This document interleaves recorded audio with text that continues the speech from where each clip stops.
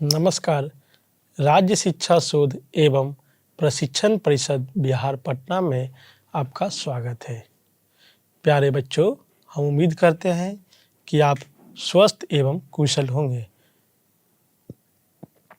प्यारे बच्चों, आज हम लोग अपने वर्ग कक्षा 5 के पाठ्य पुस्तक पर्यावरण और हम के अध्याय 18 आवास के भाग 3 के साथ हम लोग आपके सामने प्रस्तुत हुए हैं। तो प्यारे बच्चों, हम उम्मीद करते होंगे कि इस विषय पर्यावरण और हम के अध्याय 18 आवास के भाग 1 और 2 में विभिन्न प्रकार की चीज़ें से रूबरू होते हुए आवास के प्रति अपना समझ को विकसित किए होंगे और विभिन्न प्रकार के आवास को भी जाना। और कौन लोग निवास करते हैं, तो मानवीय आवास यानी मानव लोग निवास करते हैं, तथा जंतुओं का आवास के बारे में चर्चा किया और आप सभी ने इसे अच्छे ढंग से समझा ही होगा। और विभिन्न प्रकार के चित्र के माध्यम से भी आपने ये सभी मानवीय आवास तथा जंतुओं के आवास को देखा होगा। और अब मैं आपसे यह भी उम्मीद करता हूँ कि आगे आने वाले समय में जब कभी भी इस प्रकार के आवास को देखेंगे तो एक नए उत्साह और जानकारी के साथ उसे देखने का प्रयास करेंगे। तो प्यारे बच्चों, इसी क्रम में हम लोग अब आगे की ओर बढ़ते हैं। इस पाठ्य पुस्तक पर्यावरण और हम में अध्याय 18 आवास में और कुछ क्या जानकारियां हैं उसे एकत्रित करने का प्रयास करते हैं। तो प्यारे बच्चों, अब हम लोग चलते हैं अपने आगे की ओर और अपने ज्ञान को बढ़ाते हैं। अब आपके सामने कुछ विशेष प्रकार की चित्र प्रस्तुत हैं। इसे ध्यान से देखिए। मैं इसे देखने के लिए कुछ समय ही आपको देता हूँ। बहुत ही ध्यानपूर्वक देखने का प्रयास कीजिए और यह चित्र को देखते हुए समझने का प्रयास कीजिएगा कि क्या आपने कभी इस तरह के चित्रों को देखा है, इस तरह के कार्य करते हुए व्यक्तियों को देखा है। अगर देखा है तो क्या नाम है, आप नाम सोच कर रखो। चलो, बहुत बढ़िया, आप सभी ने इस चित्र को ध्यानपूर्वक देख लिया। चलते हैं और कुछ भी चित्र देखते हैं। अरे ये क्या, इसमें भी तो दो अलग अलग स्थिति के चित्र हैं। जी हाँ बच्चों, इसमें दो अलग अलग प्रकार के चित्र देख रहे होंगे जो अलग अलग प्रकार के कार्य भी कर रहे हैं। तो ये सब क्यों है, क्या जरूरत है, इस सभी के बारे में हम लोग चर्चा करेंगे। इसका क्या नाम है, ध्यान से चित्र को देखिएगा। चलो, बहुत अच्छा, आप सभी ने ध्यान से चित्र को देखा। और हाँ, अगर नाम पता है तो इस सब चित्र का नाम सोचकर अपने जेहन में रखो। तो चलो आगे भी कुछ चित्र देखते हैं।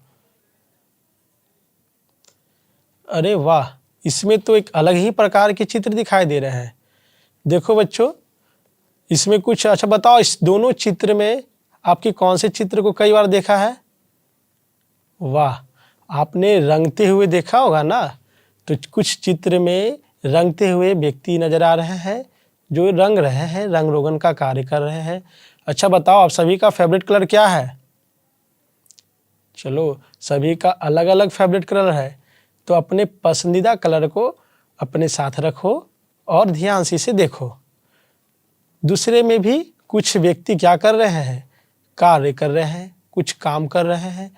तो आइए इन सभी का जो चित्र हम लोग देखे हैं अलग अलग प्रकार के, उसमें कार्य कर रहे हैं। सब में चित्र में, सभी चित्र में तो व्यक्ति ही है, लेकिन सभी का कार्य यहाँ पर अलग अलग है। आज हमने एक अलग प्रकार के चित्र के साथ आपके सामने प्रस्तुत हुआ हूँ। तो चलते हैं आगे की ओर। तो प्यारे बच्चों, आपने सही सोचा और सही देखा कि ये सभी चित्रों में विभिन्न प्रकार के व्यक्ति ही कुछ न कुछ अलग तरह का कार्य कर रहे थे।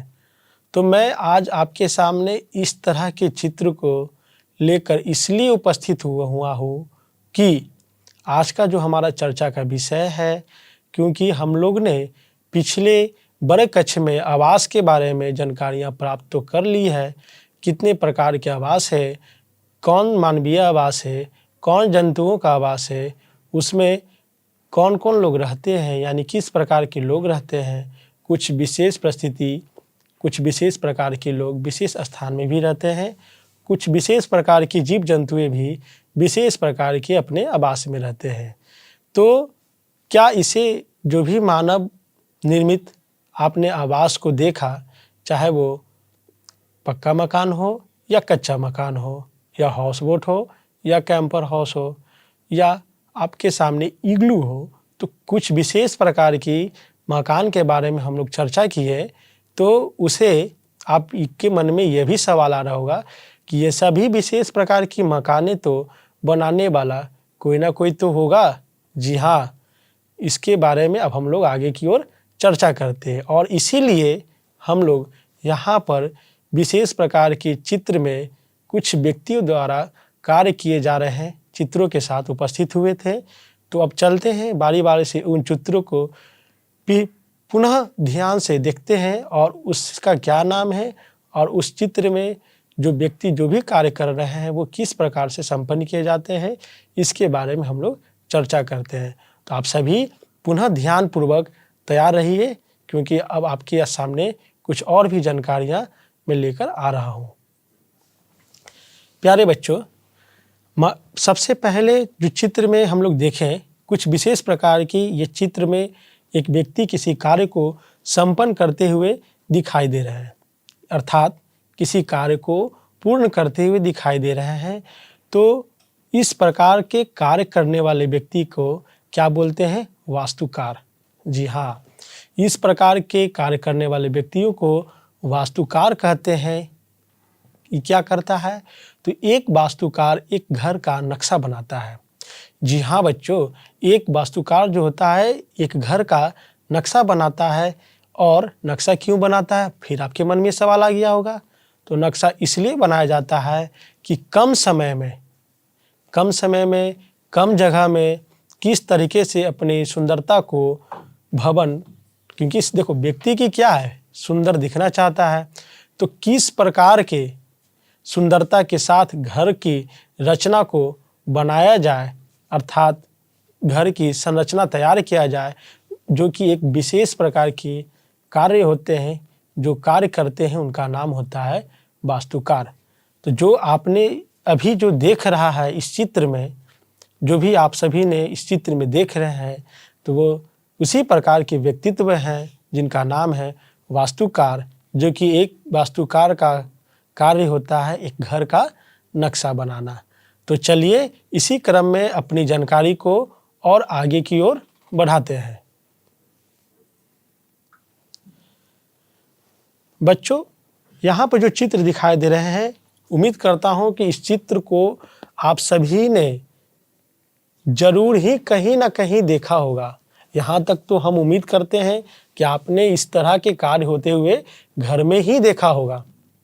जब ध्यान से देखिए, एक व्यक्ति है, वो क्या कर रहे हैं? तो वो बताओ। बहुत अच्छा, वो ईंटें को जोड़ रहे हैं। तो इस प्रकार के कार्य करने वाले व्यक्तियों को क्या बोलते हैं? तो इस प्रकार का कार्य करने वाले व्यक्तियों को राजमिस्त्री बोलते हैं। अब इसका कार्य क्या होता है, इसको जानते हैं। तो एक राजमिस्त्री ईंटें बिछाता है और इसे जोड़ता है, और वो जोड़ते जोड़ते जोड़ते उसे एक मकान का रूप प्रदान कर देता है, आवास का रूप प्रदान कर देता है। तो इस तरह का के व्यक्तित्व का इस प्रकार का कार्य होता है। तो चलिए, और कुछ भी हमने चित्र में व्यक्तित्व को देखा है, व्यक्ति को कार्य करते हुए देखा है, तो अब हम उसे देखने का और भी प्रयास करते हैं कि उनका क्या नाम है और किस प्रकार के कार्य से वे संबंधित है। तो चलो हम लोग देखते हैं। पुनः आपके चित्र में पहले भी दिखा चुके हैं, लेकिन उस समय नाम हमें पता नहीं था। तो एक विशेष प्रकार के इसमें व्यक्ति है जो कि लकड़ी संबंधित कार्य कर रहे हैं। तो इस तरीके से कार्य करने वाले व्यक्ति को बढ़ई बोला जाता है। अब कार्य क्या होता है, अब इसे जानते हैं। एक बढ़ई घर के दरवाजे, खिड़कियां और फर्नीचर जैसी अन्य चीज़ें बनाता है। जी हाँ बच्चों, आप सभी ने अपने घर में रहता ही होंगे। तो जब रहते हैं तो उसमें कहीं ना कहीं आपके समक्ष, आपके सामने, अभी आप सोचो, अभी आप जहाँ बैठे हो वहीं कहीं आसपास खिड़की है? जी हाँ, आपके पास आसपास में खिड़कियाँ भी है, और जिस कमरे में है वहाँ पे दरवाजे भी लगे हुए होंगे, और जहाँ बैठे हुए होंगे वहाँ पे कुछ विशेष प्रकार के बैठने वाले स्थान भी होंगे। तो गौर से देखिए, वहाँ पर कुछ लकड़ी की बनावटी की गई वस्तुएं हैं। जी हाँ, तो जो इस प्रकार की वस्तुएं बनाता है उसे हम लोग बढ़ई बोलते हैं। तो चलो बच्चों, अब उम्मीद करते हैं कि आप सभी ने इस चित्र को देखते हुए इस प्रकार के कार्य से रूबरू हो गए होंगे और अपनी जानकारी को आगे की ओर बढ़ाते हैं। प्यारे बच्चों, पुनः एक चित्र में देख रहे होंगे कि एक व्यक्ति कार्य कर रहा है, और इस प्रकार के कार्य करने वाले व्यक्ति को हम लोग बोलते हैं प्लम्बर। जी हाँ, अब ये प्लम्बर क्या होता है? तो प्लम्बर पानी के लिए पाइप और नल ठीक करता है। जी हाँ, जब हम लोग का आवास हो जाएगा तो उसमें हमें रहने के लिए कुछ मूलभूत आवश्यकताएं पड़ती है। तो कहा ही जाता है कि जल ही जीवन है, तो इसकी शुभारंभ करने के लिए हमें जल की नीड को, जल की आवश्यकताओं को पूर्ति करने के लिए विभिन्न प्रकार की जल संबंधित अपनी दैनिक जीवन को कार्य को पूरा करने के लिए हम लोग कुछ विशेष प्रकार की कार्य करते हैं। क्यों? क्योंकि हम लोग जब पानी की आवश्यकता होगी तो उसका स्रोत कहीं ना कहीं से होगा, तो उसे हमारे घर तक पहुंचाने में जिस भी व्यक्ति का सहयोग होता है उसे ही हम लोग प्लम्बर बोलते हैं। और आप सभी ने इस चित्र में प्लम्बर का कार्य करते हुए व्यक्ति को देख ही लिया होगा, और आशा करते हैं कि अब इस तरह के कार्य करते हुए किसी भी व्यक्ति को आप देखेंगे तो उसके नाम अर्थात उसके कार्य संबंधित नाम यानी प्लम्बर से संबोधित करेंगे, अर्थात उनके कार्य संबंधित नामों को जान ही गए होंगे और उनके क्या कार्य है और वे हमारे किस प्रकार के सहयोग हेतु उपलब्ध होते हैं, इससे भी रूबरू हो गए होंगे। तो चलिए आगे की और भी जानकारी को हम लोग प्राप्त करते हैं। अब यहाँ पर पुनः एक चित्र में विशेष प्रकार के व्यक्ति कुछ विशेष प्रकार के कार्य करते हुए नजर आ रहे होंगे। जी हाँ, इसमें विशेष प्रकार के जो व्यक्ति हैं जो किसी विशेष प्रकार के कार्य कर रहे हैं, इनका नाम है इलेक्ट्रीशियन। जी हाँ बच्चों, आप सभी ने अभी जो देख रहे हैं उसमें कहीं ना कहीं इलेक्ट्रीशियन का ही मदद है।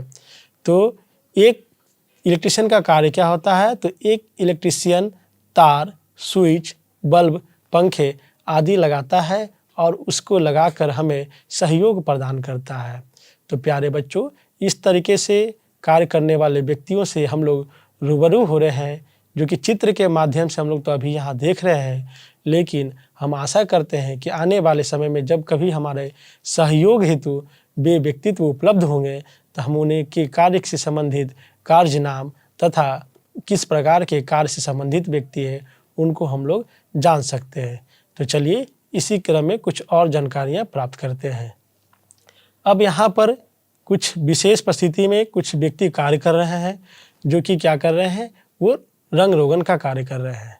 तो इस प्रकार के कार्य करने वाले व्यक्ति को हम लोग चित्रकार बोलते हैं, अर्थात चित्रकार का क्या कार्य होता है उससे हम लोग जानते हैं।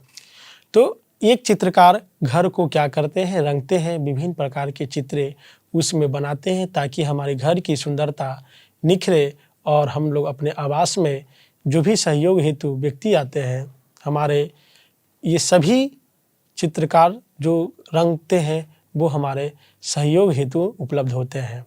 तो ये सभी चीज़ें जिनके बारे में हम लोग जानकारी इकट्ठा कर रहे हैं, वो आवास जब हम लोग का निर्माण हो जाता है, अर्थात निर्माण क्रिया चलते रहता है, तो ये व्यक्तित्व कहीं ना कहीं उस समय अंतराल में हमारे लिए उपलब्ध होते हैं। तो चलिए इसी क्रम में कुछ और जानकारियाँ हम लोग इकट्ठा करते हैं। अब बच्चों ध्यान से देखिए, अभी तक हम लोग ने विभिन्न प्रकार के उस चित्र में व्यक्ति आ रहे थे, उनसे रूबरू हो रहे थे, और यह भी गौर किए होंगे कि कहीं ना कहीं उसमें व्यक्ति ही आए होंगे। अब यहाँ पर कुछ विशेष प्रकार की, अच्छा बच्चों इसमें बताओ ये कि क्या दिखाई दे रहा है? बताओ, आप ही लोग बताओ पहले, क्या दिखाई दे रहा है? चलो ठीक है, आपने बोला इसे चिड़िया। अब ये क्या कार्य कर रही है? तो चिड़िया अपने चोंच में फंसाए हुए कुछ वस्तुओं लेकर एक स्थान से दूसरे स्थान पर जा रही है। तो प्यारे बच्चों, जिस प्रकार मानव अपना घर निर्माण करने में सहायक होता है, ठीक उसी प्रकार कुछ जीव जंतुएं भी अपना आवास को निर्माण करने में सहायक होते हैं। तो इस चित्र में जो देख रहे हैं वो है मकान बनाने में सहायक, अर्थात इस चित्र में जो भी जंतु हम लोग देख रहे हैं वे अपना मकान किस प्रकार बनाते हैं। तो कहीं ना कहीं जब मानव संबंधित मकान के बारे में चर्चा हो रही होगी तो मानव उस कार्य को संपन्न करते हैं, लेकिन जीव जंतु वाले आवास के बारे में चर्चा होगी, उसे बनाने में किनका योगदान होगा, तो वो भी किसी विशेष प्रकार के जीव जंतुओं का योगदान होगा। वे लोग अपने अपने परिस्थिति में अपने आवश्यकता अनुसार अपने गृह का अर्थात आवास का निर्माण करते हैं।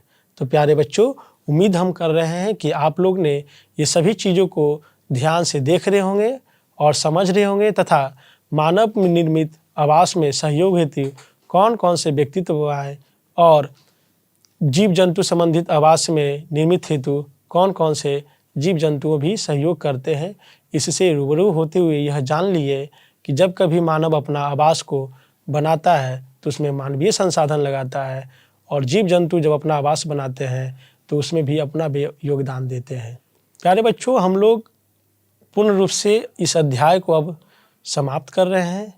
कुछ प्रश्न उत्तर जो है इसे हम लोग अभी देखेंगे, लेकिन इस प्रश्न उत्तर को बनाने से पहले, जानने से पहले हम निम्नलिखित बातों पर अध्ययन कर चुके हैं जो हमारी पाठ्य पुस्तक में निहित है और उम्मीद करते हैं कि आप लोग उसे अच्छे ढंग से समझे भी होंगे और अपने ज्ञान में वृद्धि भी किए होंगे। इसमें अभी तक हम लोगों ने विभिन्न प्रकार के मानवीय आवास तथा जंतुओं के आवास आदि को देखा तथा मानवीय आवास संबंधी किस स्थान में किस प्रकार के आवास पाए जाते हैं, कच्चा मकान क्या होता है, पक्का मकान क्या होता है, ईंट वाली मकान कैसी होती है, लकड़ी या बांस से निर्मित मकान कैसी होती है, इग्लू के मकान कैसे होते हैं, कुछ विशेष प्रकार के जीव जंतुओं यानी बील, गुफा, इस तरह के आवास के बारे में हम लोग ने अध्ययन कर चुका हूँ और आशा करते हैं कि आप लोग ने भी सफलतापूर्वक इसे सीख लिया ही होगा। तो अब हमारा बारी है कि जो भी इस पाठ से हम लोग समझे हैं वो अपने इस प्रश्न उत्तर के माध्यम से जानकारी को इकट्ठा करते हैं। तो प्यारे बच्चों, अब हम लोग कुछ वस्तुनिष्ठ प्रश्न और अपने पाठ्य आधारित कुछ प्रश्नों उत्तर को जानने का प्रयास करते हैं। तो चलिए इसी क्रम में आगे की ओर बढ़ते हैं। अब हमारे सामने कुछ वस्तुनिष्ठ प्रश्न हैं, जिसमें पहला प्रश्न आपके सामने ये रहा। हमें रहने के लिए ज़रूरत है क घर, ख इमारत, ग विद्यालय, अंगा में इनमें से कोई नहीं। 4 ऑप्शन है। बताओ बच्चों इसका उत्तर क्या होगा। चलिए अब हम लोग इसका उत्तर जानते हैं। तो प्यारे बच्चों, अब हमारा इसका आंसर जो है वो क्या है, घर है। तो चलिए अब हम लोग प्रश्न 2 की ओर चलते हैं। गांवों में किस प्रकार के घर पाए जाते हैं। ए कारवा, बी इग्लू, सी कच्चा घर, डी इनमें से कोई नहीं। बच्चों बताओ, आपने ये सभी प्रश्न को अध्ययन तो किया ही है, तो मैं आपसे अपेक्षा करता हूँ कि इसका उत्तर क्या होगा। बताओ बच्चों। बहुत अच्छा, आप सभी ने सही उत्तर दिया है। इसका उत्तर होगा कच्चा घर। तो चलिए अब हम लोग प्रश्न 3 की ओर चलते हैं। प्रश्न 3 हमारा क्या कहता है, कौन सा घर बर्फीले या बर्फीले स्थान पर पाए जाते हैं। यानी कौन सा ऐसा घर है जो या तो बर्फीले होते हैं या फिर बर्फीले स्थानों पर पाया जाता है। तो ए तैरने वाला घर, बी इग्लू, सी तंबू, डी स्टील हाउस। बताओ बच्चों इसका उत्तर क्या होगा। बहुत अच्छा, आप सभी ने इसका प्रश्न सही इस प्रश्न का सही उत्तर दिया। इसका आंसर होगा इग्लू। चलते हैं अब हम लोग नेक्स्ट क्वेश्चन की ओर। निम्नलिखित में से कौन अस्थायी घर है? प्यारे बच्चों, हम लोग जब अपने आवास की चर्चा कर रहे थे तो उस समय पक्का मकान, कच्चा मकान, अस्थायी घर, विभिन्न प्रकार के घर के बारे में चर्चा की है। तो अब जानने का प्रयास करते हैं कि अब कौन सा इसमें प्रश्न हमारा क्या आया है, तो जानते हैं। तो प्रश्न है, निम्नलिखित में से कौन अस्थायी घर है? हमारा ऑप्शन इस प्रकार है, पक्का घर, कच्चा घर, दोनों, इनमें से कोई नहीं। बताओ बच्चों, इस प्रश्न का उत्तर क्या होगा? बहुत अच्छा, आपने इस प्रश्न का सही उत्तर दिया है। इसका उत्तर है कच्चा घर। तो चलो इसी क्रम में आगे की ओर बढ़ते हैं। अरे वाह, कितने अच्छे प्रश्न आए हमारे सामने। चूहे का आवास होता है, हमारे सामने ऑप्शन के रूप में क्या है? पक्का घर, अस्थायी, दोनों, इनमें से कोई नहीं। बताओ बच्चों, उत्तर क्या होगा? बहुत अच्छा, आप सभी ने सही उत्तर दिया। इसका उत्तर है अस्थायी, यानी चूहों का जो घर होता है वो अस्थायी होता है। तो बच्चों, अब हम लोग आगे की ओर चलते हैं।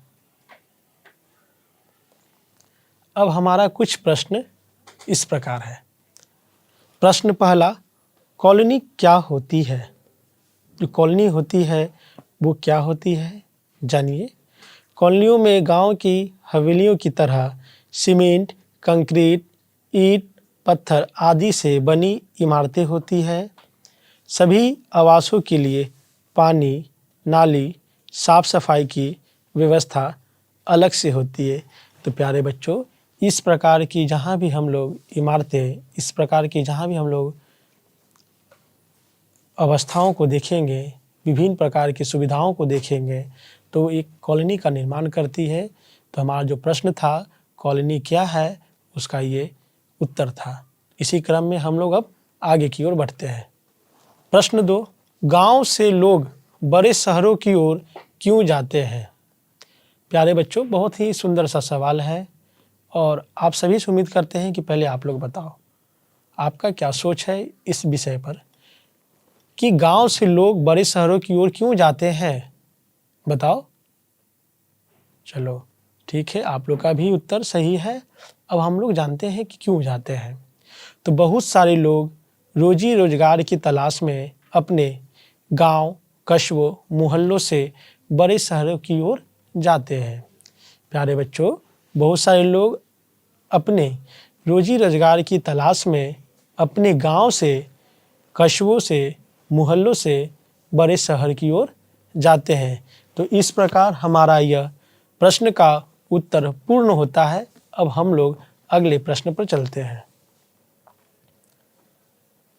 शहर में जमीन महंगी क्यों हो गई है? ये बहुत ही रोचकदार प्रश्न है कि शहर में जमीन महंगी क्यों हो गई है। तो प्यारे बच्चों, आइए इस प्रश्न का उत्तर हम लोग जानते हैं। आजकल बहुत सारे लोग रोजी रोजगार की तलाश में अपने गांव, कस्बों, मोहल्लों से बड़े शहरों की ओर जाने लगे हैं। तो शहरों में आवास की आवश्यकताएं बढ़ने लगी है। इन्हीं कारणों से शहरों की ज़मीन क्या हो गई है, महंगी हो गई है। प्यारे बच्चों, इस प्रश्न का जब हम लोग उत्तर जान रहे हैं तो यह जानने का प्रयास कर रहे हैं कि शहर में ज़मीन महंगी क्यों हो गई है। तो इसका जो वजह था वो इस प्रश्न में लिखा हुआ है और आपको बता भी दिए हैं कि बहुत सारे लोग अपने रोजी रोजगार की तलाश में अपने गांव, कस्बों, मोहल्लों से बड़े शहरों की ओर जाते हैं। तो वो जिस जगह भी जाएंगे तो वे एक व्यक्ति ही होंगे। तो व्यक्ति को रहने के लिए, निवास करने के लिए विशेष प्रकार की स्थान भी तो होगी। तो उस तरीके से स्थान की मांग बढ़ जाने के कारण, व्यक्ति की उपस्थिति बढ़ जाने के कारण, आवास की मांग बढ़ जाने के कारण, क्योंकि वो व्यक्ति कहाँ गए हैं, गांव से शहर की ओर गए हैं। तो अपने क्यों गए, तो रोजी रोजगार की तलाश में गए, अपनी आवश्यकताओं को पूरा करने के लिए गए, अपनी ज़रूरतों को पूरा करने के लिए गए। तो इस वजह से व्यक्ति अपनी ज़रूरतों को पूरा करने के लिए गांव से शहर की ओर जाते हैं। तो उस क्रम में क्या होता है कि जो व्यक्ति होते हैं वो शहर की जनसंख्या में गिने जाते हैं और वहाँ की जनसंख्या वृद्धि हो जाती है और व्यक्ति को रहने के लिए आवास की आवश्यकता हो जाती है। तो इसी कारण शहर की ज़मीनें महंगी हो जाती है।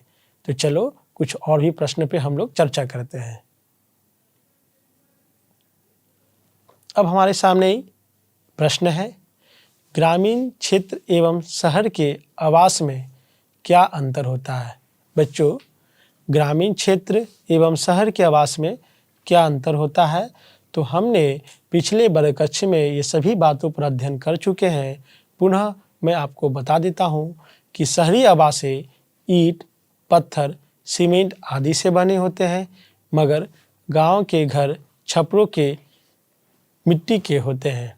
तो यह मूलभूत सा अंतर है कि ग्रामीण क्षेत्र एवं शहर के आवास में क्या अंतर है। तो ये हमारा इस तरीके से इस प्रश्न का उत्तर पूर्ण होता है।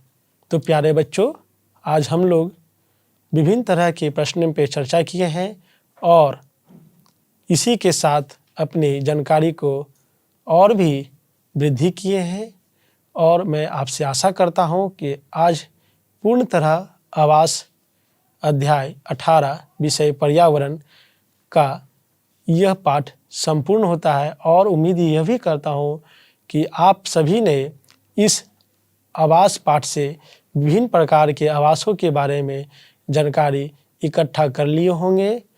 उस विभिन्न प्रकार के आवासों को चित्र के माध्यम से भी देख लिए होंगे और भविष्य में जब कभी भी आपको मौका मिलेगा तो इन सभी प्रकार के अगर आवास को देखते हैं तो वो देखते हुए आपके पास खुद एक अपना एक अलग सा अनुभव होगा, क्योंकि वे अनुभव इस पाठ से जुड़ा होगा।